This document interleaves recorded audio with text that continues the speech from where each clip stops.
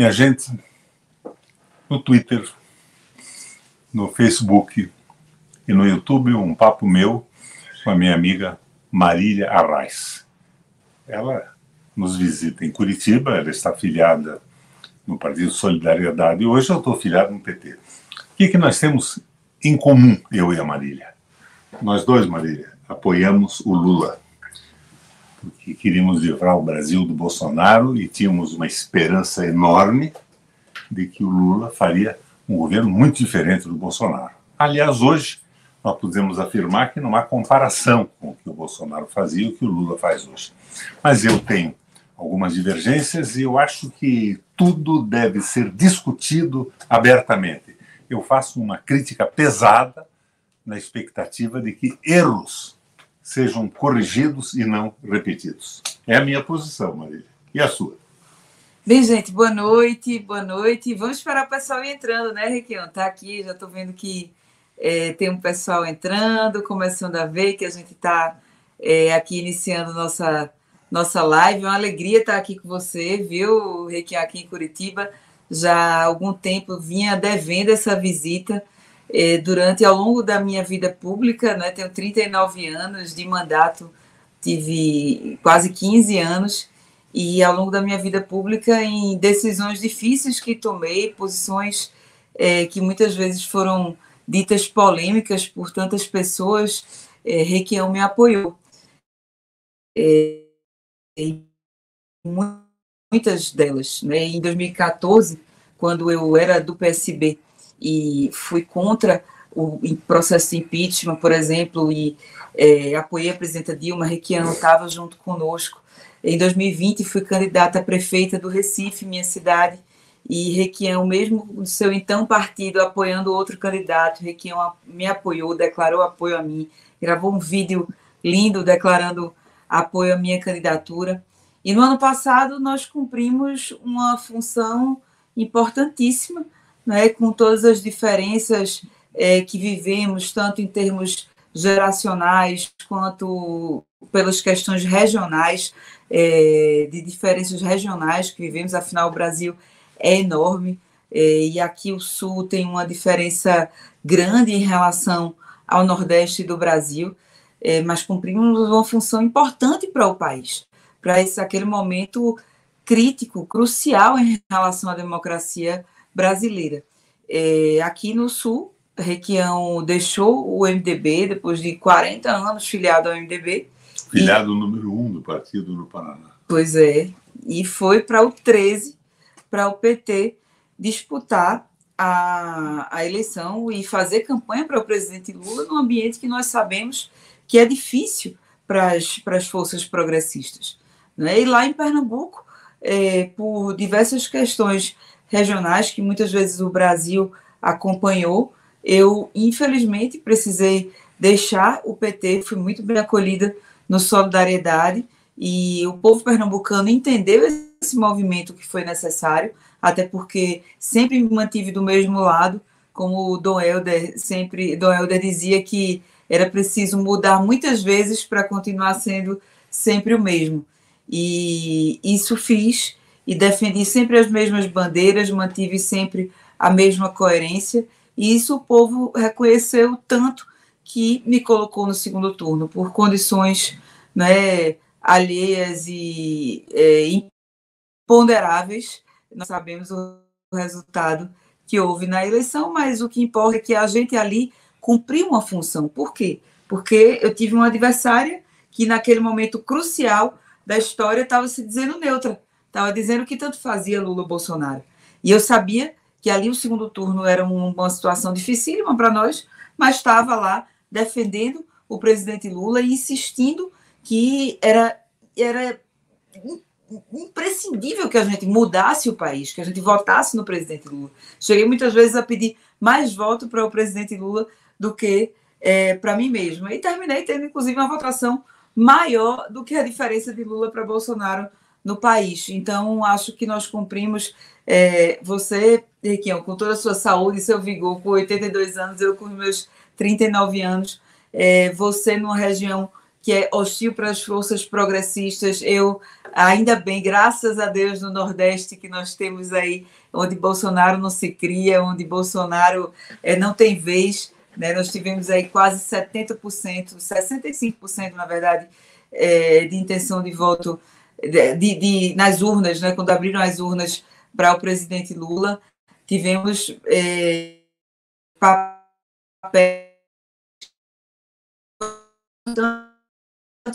bem no governo, nós temos nossas opiniões. Eu, como aliada, né, que me considero aliada do presidente Lula, eu acredito que as críticas, né, as minhas críticas, se porventura houve ou há, eu as faço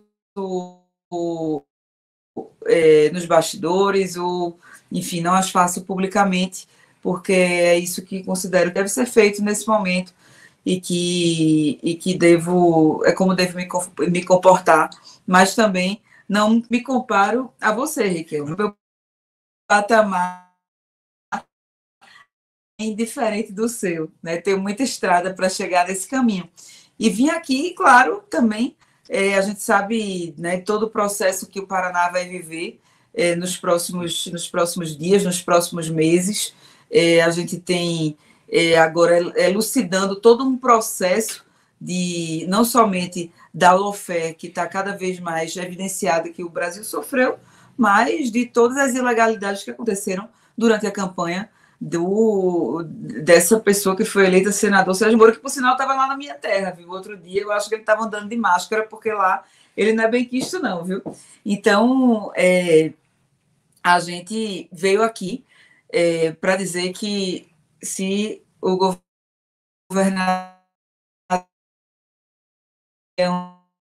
quiser vir para fortalecer essas trincheiras da esquerda brasileira, da defesa do nosso país, vai ser muito bem-vindo. Vocês ouviram um texto, um áudio da futura governadora do Pernambuco. Só não será governadora se decidir ser senadora. Marília, neta do meu velho amigo Miguel Arraes, tem uma perspectiva maravilhosa na política. Nós temos certeza que fizemos o correto. O PMDB se transformou num balcão de negócios. Eu não podia ficar num partido. Eu briguei contra o impeachment da Dilma, porque a Dilma, Marília, é uma mulher correta. Ora, eu era crítico da política econômica da Dilma. Eu nunca suportei o ministro da Fazenda da Dilma, Joaquim Levy. Nunca suportei o Meirelles do Lula. E eu acho essa ampla que nós estamos vivendo, ela está consolidando o liberalismo econômico no Brasil. E o liberalismo econômico consiste em nos transformar eternamente num produtor de produtos agrícolas, de produtos primários, sem industrialização. Eu me horrorizo quando vejo o que acontece com a Petrobras.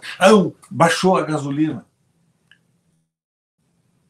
Marília, 1 litro de gasolina, e o Brasil produz 92% da gasolina que nós consumimos, tirada de solo brasileiro e refinada numa refinaria nossa, custa R$1. Você vai no posto, está sendo vendido por 5,50. 1 litro de diesel custa R$1,20. A Petrobras coloca no mercado a 3. E daí vem o transportador, o posto, aquela cadeia, e esse troço vai a 5,50. Daí diz, baixou.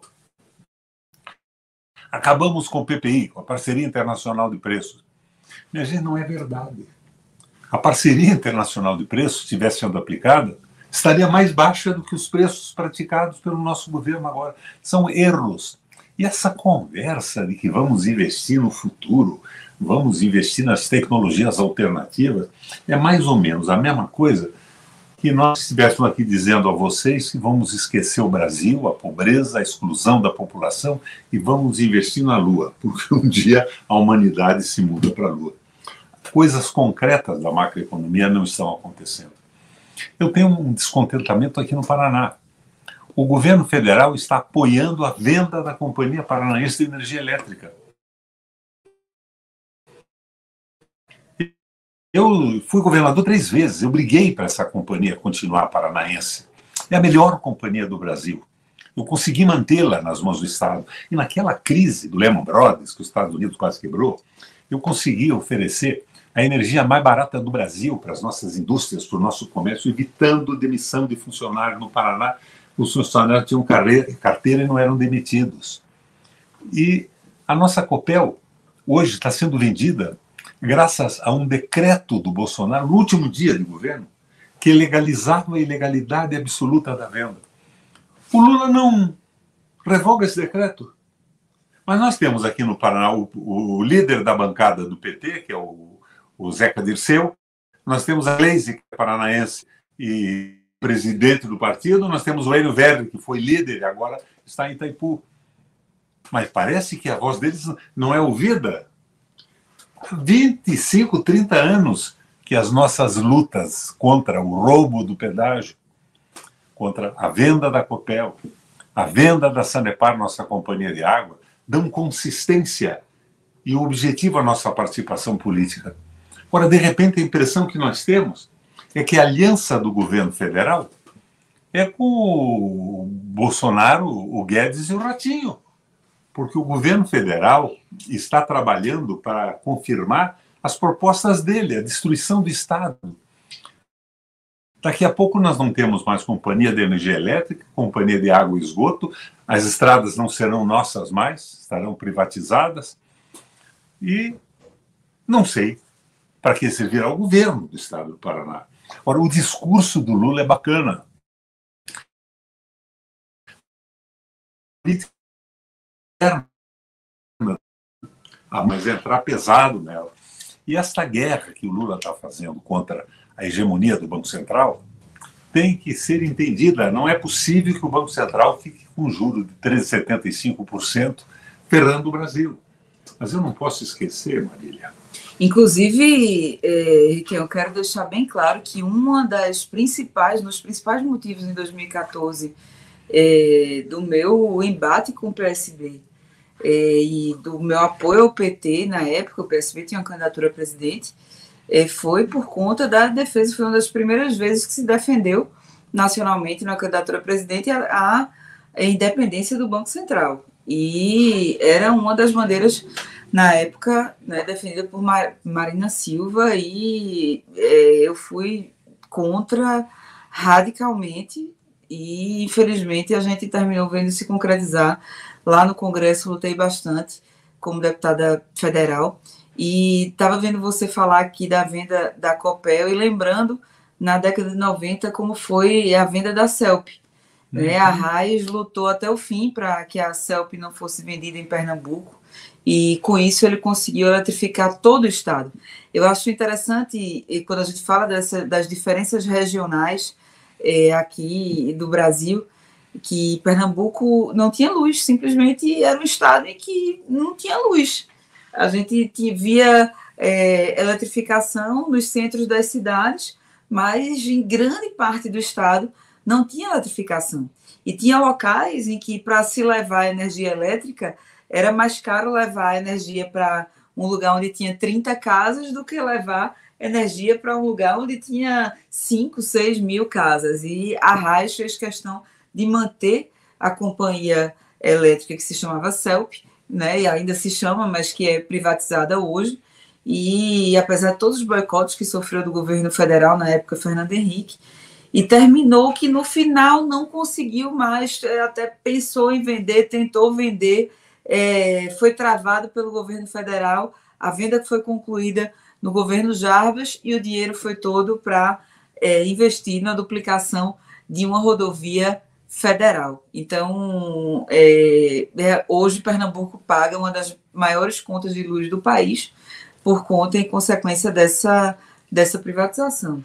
Então, é algo realmente muito grave, mas nós temos nessas diferenças, quando a gente vê a diferença social que a gente tem entre Nordeste e Sul, Sudeste, é imensa. Por exemplo, nós tivemos recentemente o relançamento do PAA, e isso vai fazer uma diferença enorme para a agricultura familiar. E lá, a gente que vive um processo, né, de um Estado que depende bastante da agricultura familiar, principalmente do pequeno agricultor, que o agro, falando do agro, né, do grande negócio agro, não é tão forte quanto a agricultura familiar, quanto aquele pequeno agricultor. A gente vai ver um resultado, acredito que a curto prazo, bastante razoável. A própria volta do Minha Casa Minha Vida, né, de tantos outros projetos que vão ter um resultado que a gente vai precisar de imediato, mas claro que a discussão econômica também é importante, né, da forma como você tem feito. Tenho 82 anos, mas a minha memória é muito boa. Quem é que propôs o Banco Central Independente? O Haddad foi candidato à presidência da República. E a equipe do Haddad foi no Tribunal Superior Eleitoral e mudou a proposta do governo, propondo o Banco Central Independente. Posteriormente a isso, o Renan Calheiros propôs o Banco Central Independente. E eu lembro que eu e o Lindbergh Faria, eu era senador, nós bombardeamos aquilo e travamos o caminho daquele projeto no Senado Federal. Mas hoje, estamos aí de novo. A reforma tributária é bacana. Ela unifica impostos, ela acaba com a guerra fiscal. Tem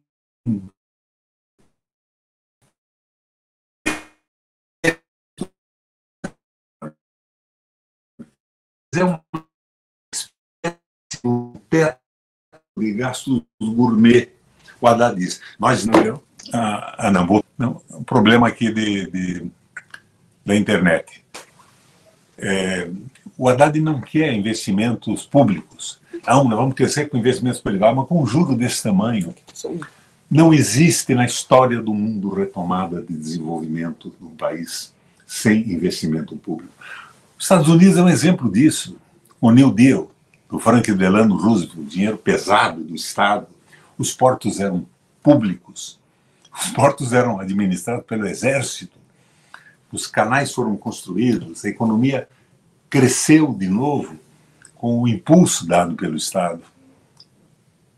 No Japão foi a mesma coisa. O Keidanren era um acordo entre o governo e grandes empresários para alavancar a economia japonesa. Então eu vejo que estamos cometendo erros.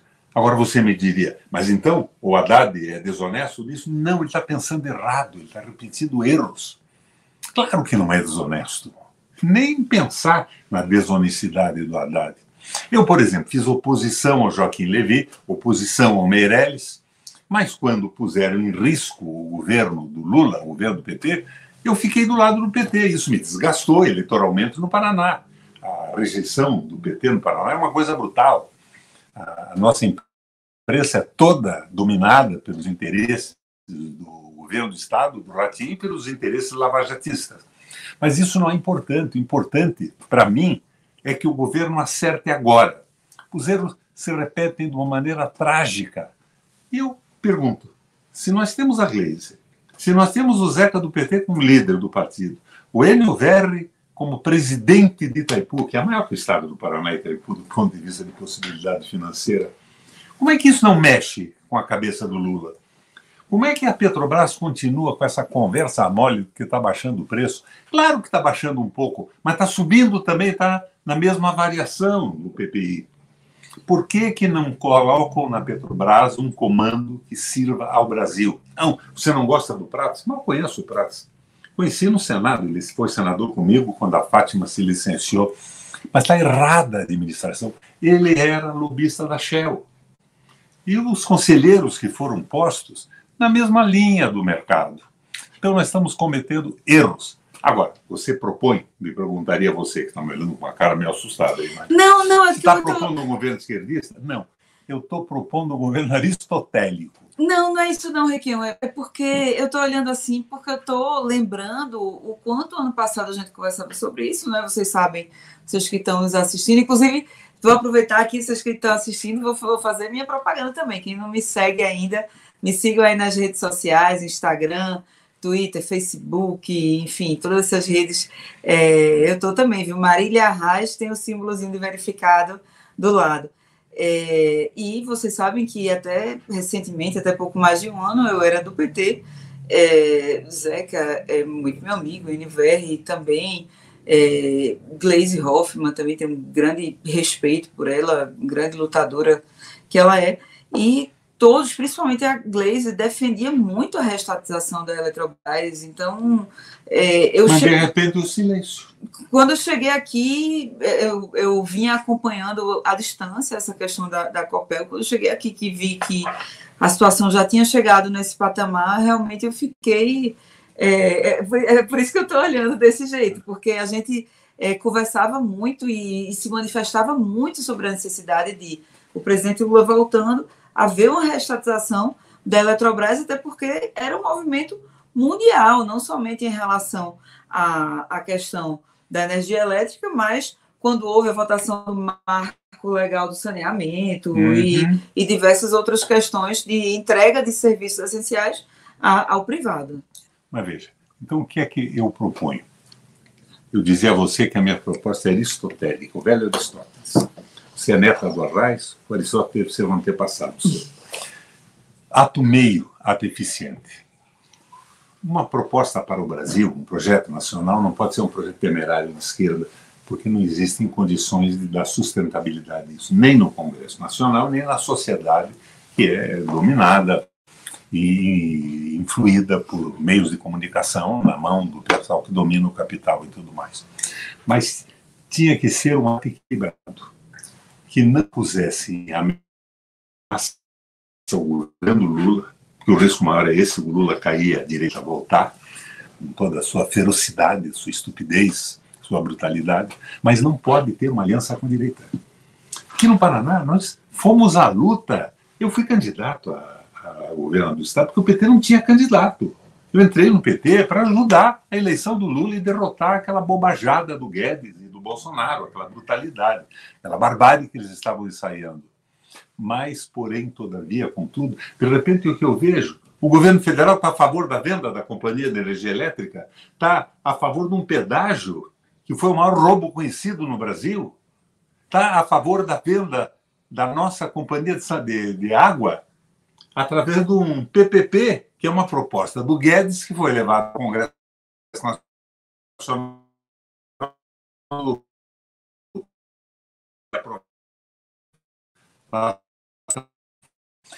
Então, minha gente, o que é que está acontecendo? Você para de mexer aí. Não, eu estou no meu 3G. É por aí.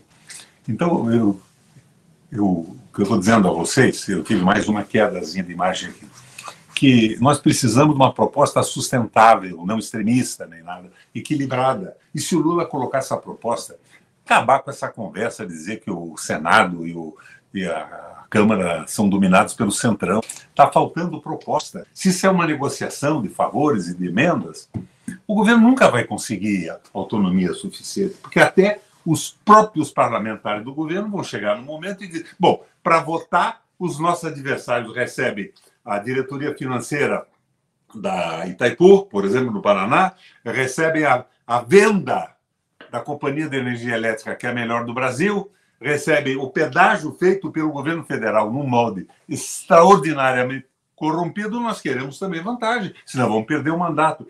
Há um erro na condução do governo. Mas, meu mestre Requião, eu vou lhe dizer uma coisa, viu? Para o governo fazer uma transição do que estava para um modelo razoável de governabilidade, não pode ser do dia para a noite. Não. Por isso eu digo a você que a proposta é aristotélica. É uma proposta mudada. Agora, com proposta nenhuma... Para haver governabilidade... Com proposta nenhuma, nós vamos ao fracasso. E vamos viabilizar a volta do bolsonarismo, com Bolsonaro ou sem Bolsonaro. É o Brasil serviente, é o Brasil subordinado a esquemas econômicos do mundo, que não pode ser nem o esquema econômico da China e da Rússia, e muito menos o esquema econômico dos Estados Unidos. Nós temos que ter um projeto nacional brasileiro. Eu fui governador 3 vezes. Eu nunca cedi a esse tráfico de favores. Eu nunca liberei emenda. Eu fazia projeto e chamava os deputados para discutir comigo. Eles votavam a favor do projeto e eles podiam ir para o interior e dizer, olha, essas 1.500 escolas que estão sendo construídas é graças ao nosso apoio, à nossa posição na Assembleia. Eu não perdi a votação. não teve oposição de direita, porque eu conversava com todo mundo. Agora, o que eu vejo é que nós estamos cedendo a uma proposta liberal. Primeiro, o governo do Lula, por questões de sustentabilidade também, manteve todas as privatizações do Fernando Henrique Cardoso. Eu lembro que nós acabamos, inclusive, com a questão do Banestado aqui, que foi denunciada no meu governo, aquelas contas de não residentes, a ICC5, nós acabamos não condenando ninguém. O delegado que fazia um trabalho maravilhoso, que era o Castilho, aqui do Paraná, foi retirado dos Estados Unidos para não condenar os caras que mandavam dinheiro para fora e que esse dinheiro seguramente era produto da corrupção das 54 privatizações do Fernando Henrique. Mas senão não tinha como governar. Meu Deus, não é bem assim, estamos cometendo erros. Então o problema não é partidário, é nacional. O problema é nacional. E eu vejo, desculpa a franqueza, que os meus companheiros que pensam como eu, e que por 30 ou 40 anos, como eu, pensaram essas coisas no Paraná quando nós éramos governo juntos e quando não éramos governo, estão com a boca fechada em função de algumas vantagens. Vantagens e emendinhas, vantagens de empregos e nomeações. Não pode ser assim. Mais importante de tudo é o Brasil ter um projeto.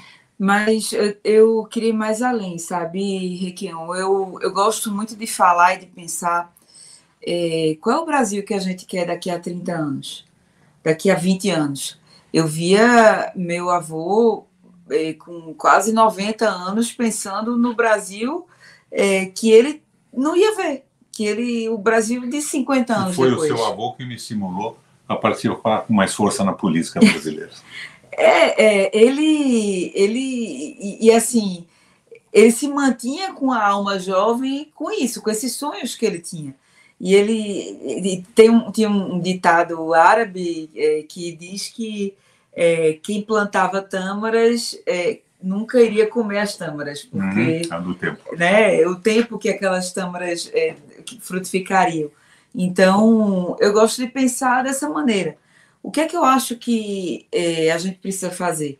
Em primeiro lugar, esse governo, a gente precisa ser um pouco mais bolivariano do que nos acusam. A gente tem que ter uma sociedade que ela tenha mais oportunidade de consumir, não somente consumir as 3 refeições, mas de diminuir as desigualdades sociais, mas que ela tenha consciência do porquê isso está acontecendo. Porque a partir do momento que isso acontece, ela vai votar de uma maneira diferente.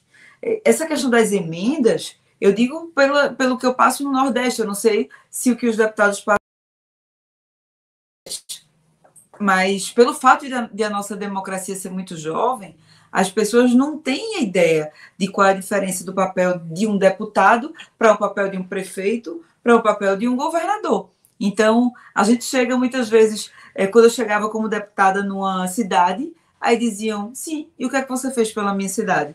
Eu dizia, não, eu estava lá lutando contra a reforma da Previdência, estava lá lutando para não tirar sua aposentadoria. Descer a miudeza, que é importante, né? Para isso tem vereador, tem prefeito, tem deputado estadual, assim, depois tem federal, tem senador. A emenda, essa questão de emenda, de chegar e de ratear recursos da maneira como foi feito. É a sobrevivência do parlamentar, a manutenção do emprego. E deseduca... Desideologizadamente. Deseduca a população sobre qual é o papel de cada um na democracia. Então, eu acredito que existe um processo de transição para haver governabilidade, que é necessário que o governo faça, mas, em paralelo, que a gente busque, sim, para os próximos, para o longo prazo, para que a geração das minhas filhas, eu sou mãe de 3 filhas, e eu quero que na geração delas, elas tenham consciência, elas e também enfim, todas essas crianças de todas as classes sociais saibam qual é o papel de cada um. Que o deputado está ali, e eu digo pela minha região, vocês que estão assistindo, talvez a maioria não seja da minha região, mas lá a quantidade de trator distribuído foi uma coisa, era trator, era poço artesiano, era retroescavadeira, era uma coisa. Então, assim, eu quero que as crianças, os jovens daquelas cidades, de uma cidade do sertão, de uma cidade do Agreste, saibam que o deputado não está ali para entregar um trator. O deputado está ali sendo eleito para decidir o futuro do país, para estar ali para votar a favor ou contra o trabalhador, para decidir o futuro de gerações. Falando nisso, por que não restabeleceram ainda os direitos dos trabalhadores retirados pelo governo Temer? Eu não digo todos. Eu fui advogado trabalhista. Tem muita coisa que estava errada na CLT. Mas eles não quiseram corrigir, eles quiseram acabar com todos os direitos, transformar o trabalhador numa mercadoria a serviço do capital.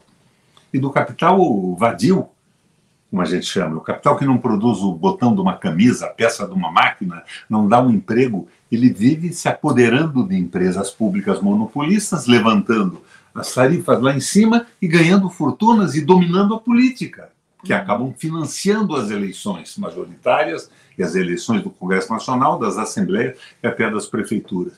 Então, pois é, mas o povo, mas Requião, o povo, para a gente acabar com esse fisiologismo, a gente tem que ter um planejamento, um plano, para que as pessoas aprendam o que é isso. A gente não vai ter uma democracia consolidada se as pessoas não aprenderem qual é a função de cada um, porque senão o Congresso vai ser cada vez, como dizia Ulisses Guimarães, cada vez pior. Cada vez eleito de uma maneira pior. Mas nós temos aqui um ponto em comum na nossa discussão. O governo precisa ter sustentabilidade. Eu acho que a sustentabilidade é alavancada por um projeto nacional, moderado. Requião, você é comunista? Eu não. Você é marxista? Eu sou marxólogo. Eu estudei o Marx como estudei os liberais do mundo inteiro. Me dediquei à política. Eu tenho 82 anos fazendo política. Eu fui presidente do Parlamento Europeu Latino-Americano, tinham 45 países. Eu vi o que aconteceu com o liberalismo econômico, o que aconteceu com a Grécia, os absurdos, a destruição dos países, inclusive da União Europeia, em favor de uma concentração na Alemanha. Esses erros todos eu vi de perto. Nós temos que ter um projeto que dê sustentabilidade ao governo, mas não um projeto que seja a derrota que está acontecendo aqui no Paraná de todos os nossos ideais que nos levaram a apoiar o Lula, em favor do quê? Em favor de uma sustentabilidade? Em favor da venda da Eletrobras? E o Messias bota no processo da União contra o que aconteceu com a Eletrobras, no seu texto, que eles não querem a volta da Eletrobras, eles querem aperfeiçoar a privatização. Meu Deus! Não foi para isso que nós participamos dessa eleição. E aqui no Paraná, não foi para ver o governo silenciosamente apoiando a venda da Companhia de Energia Elétrica, ou a nossa Sanepar sendo privatizada através da famosa PPP, que o nosso Haddad gosta tanto, nem o governo federal assumindo um projeto corrupto, que é o projeto Pedágio, que nos roubou por 25 anos. Eu que estou dizendo isso, não, é o Tribunal de Contas da União, o Tribunal de Contas do Estado, o Ministério Público e tudo mais. Mas hoje não é mais o rato que está fazendo isso. É o presidente da República através de seus ministros. Então, a questão é essa.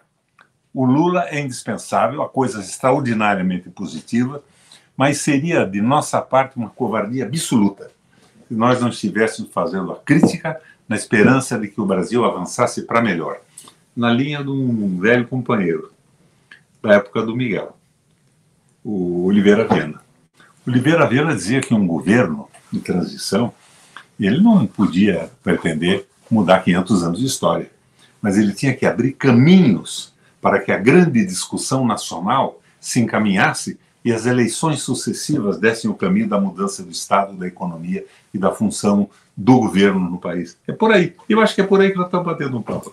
Pois é, porque me preocupa muito isso, sabe, Requião? E eu via, principalmente nós do Nordeste, que fomos extremamente beneficiados. A gente tem um Nordeste que foi esquecido durante 500 anos. Eu que tenho 39 anos, quando eu era, na época, segunda série, terceira série, 30 anos atrás, a gente tinha um livrinho que estudava que era assim, Nordeste, a região problema. A gente estudava assim. E a gente passou a ver que o Nordeste passou a ser solução de vários problemas.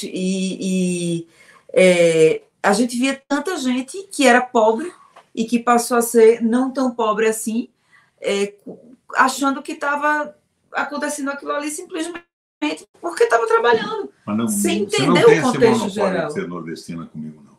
Eu sou neto de um baiano, que é o Requião, e sou neto de um sergipano, que é o Mélio Silva, de Divina Pastora, do lado de Laranjeiras. Porque a gente que é nordestina, a gente chegou para dominar o mundo. Eu sou descendente de índio, de negro, de pessoal da área de Portugal, da Península Ibérica.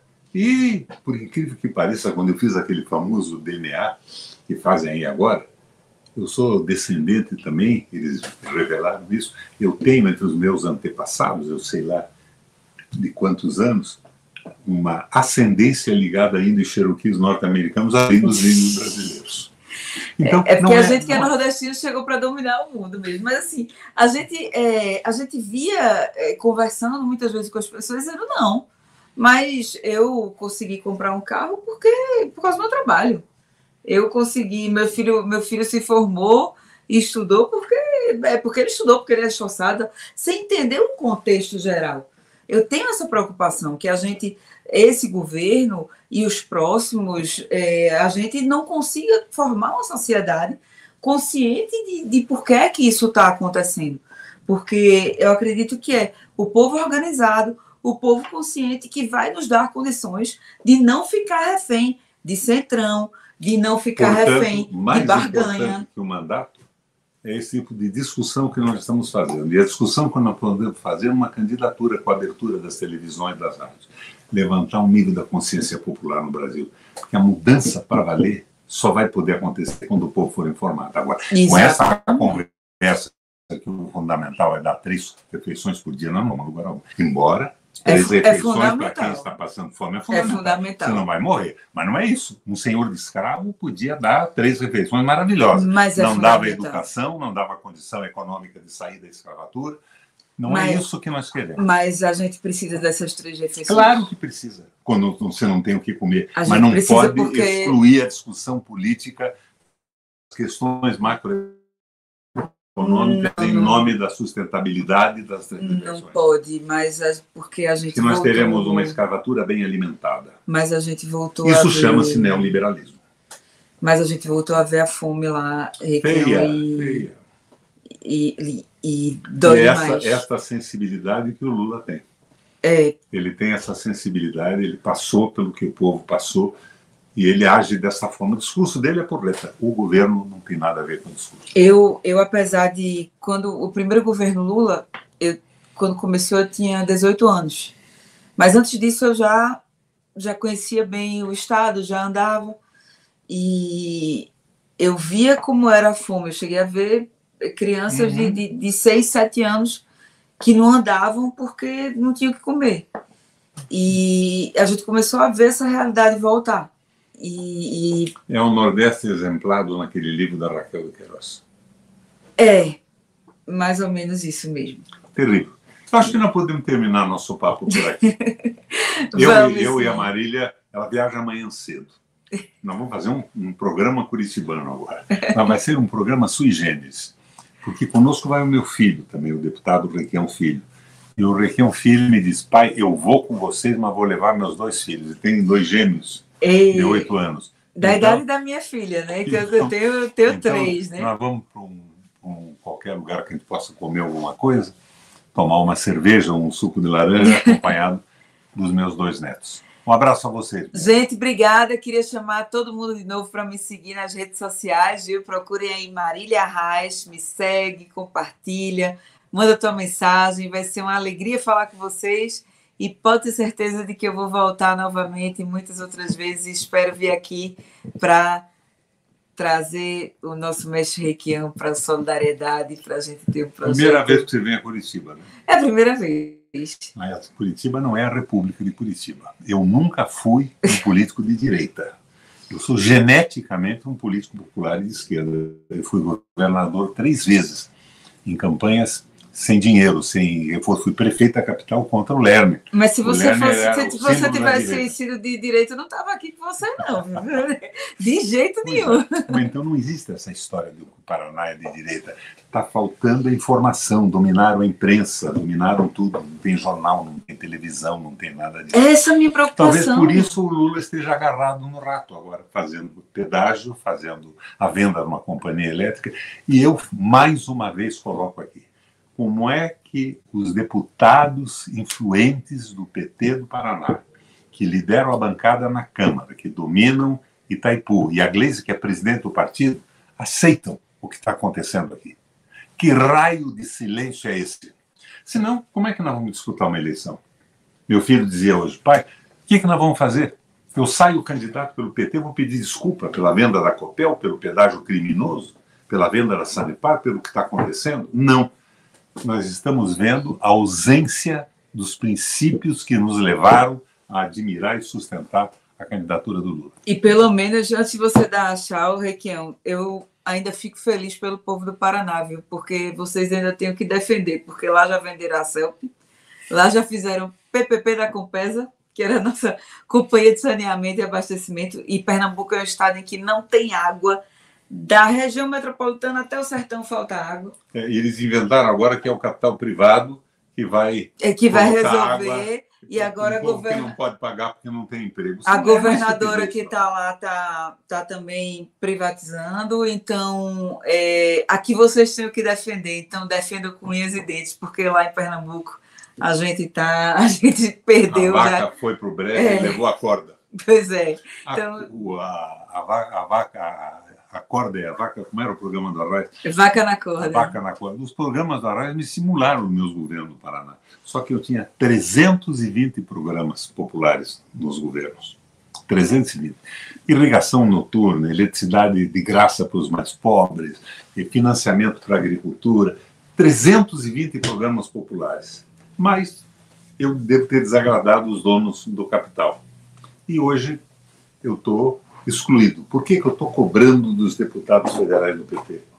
Porque eu nunca quis cargo no governo do Lula. Eu já fui governador 3 vezes, presidente do Parlamento Europeu Latino-Americano, mas eu perdi a condição de conversar. Estou conversando com você, que é do Solidariedade, com o PT eu não converso mais. Eles não entram mais em contato comigo.